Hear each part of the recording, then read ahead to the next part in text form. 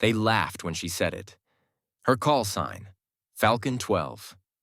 To the veterans, it sounded like a toy name, something a rookie might scribble in a notebook. Snickers echoed in the hangar. Whispered jokes about cute names for crash reports. But for Lieutenant Clare Ardan, it wasn't about the name. It was about proving she belonged in the sky. She swallowed their laughter, strapped into her harness, and told herself one truth. Respect isn't given. It's earned. And that morning, the sky, cold, clear, and endless above her, was waiting to see if she would rise or fall. Her orders seemed simple on paper. A low-visibility reconnaissance run through disputed airspace before sunrise. Every pilot knew those routes were unpredictable. Heavy turbulence, electronic interference, and sometimes hostile signals. Veterans like to say those missions sorted the eagles from the sparrows. As Claire taxied her jet toward the runway, the veteran's laughter replayed in her mind. Falcon 12. Cute name. She almost wished she could turn down the volume in her memory as easily as the radio dial. But then, her headset crackled. The operations officer's voice cut in. Falcon 12. Satellites are showing a rogue signal in your corridor.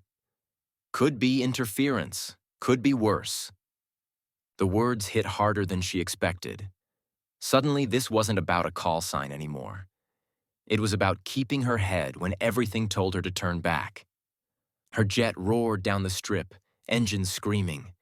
The ground fell away.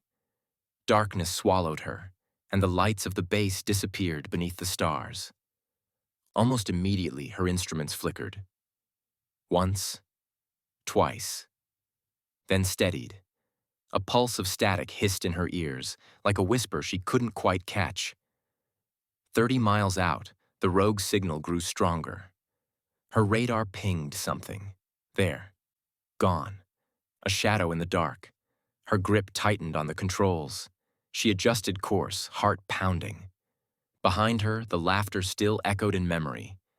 But another thought cut through. If I fail this, someone else will have to fly into this mess tomorrow. At the control tower back on base, a group of pilots had gathered behind the glass, watching her blip crawl across the radar. The jokes had faded. Every eye was locked on her. Suddenly, turbulence slammed her right wing. The jet lurched, dropping into a dive. Claire gritted her teeth, fighting the controls, leveling out. Her eyes scanned the blackness below. And then she saw it. A stranded supply craft, almost invisible in the shadows. Its beacon damaged, signal dead. It was drifting in hostile territory, unseen by anyone else. Through her scope, she spotted movement, figures pressed to the cockpit glass. 3 crew members. Alive, but helpless. Her orders echoed in her mind. Recon only. No engagement, no deviation. But if she left them, their chances were 0. Claire made her decision. She banked hard, breaking from her assigned path. The storm front ahead loomed like a wall of black cloud. She dove toward it. In the tower, someone shouted, "She's off course!" Another leaned in, eyes wide. "Wait, she's heading for a dead beacon." But Claire wasn't chasing ghosts. She was chasing lives. She dropped low, skimming treetops, closing in on the stranded craft. Static crackled across her channel, interference threatening to cut her off. But she forced the signal through, relaying coordinates back to base. Her voice was steady, guiding rescue helicopters to the downed crew before the storm swallowed her transmission. The storm was merciless. Ice clawed at her wings. Lightning flashed in sheets of white. Her instruments dimmed with every passing mile, until flying felt like navigating by instinct alone. Her jet rattled, every gust threatening to throw her from the sky. But Claire refused to break.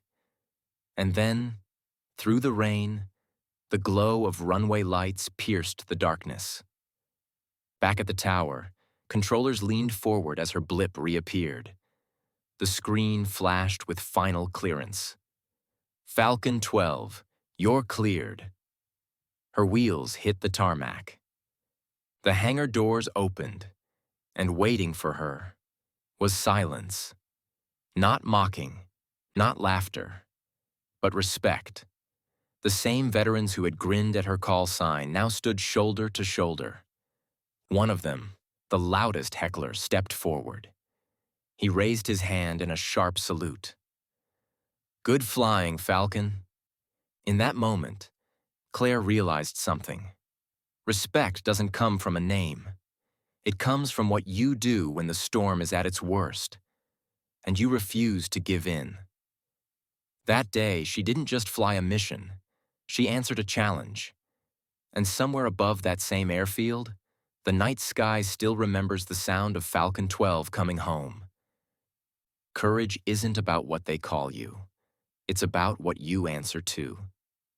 If this story inspired you, and you want to hear more true stories of courage, resilience, and history-making moments, subscribe to this channel and join us for more storytelling that keeps these voices alive.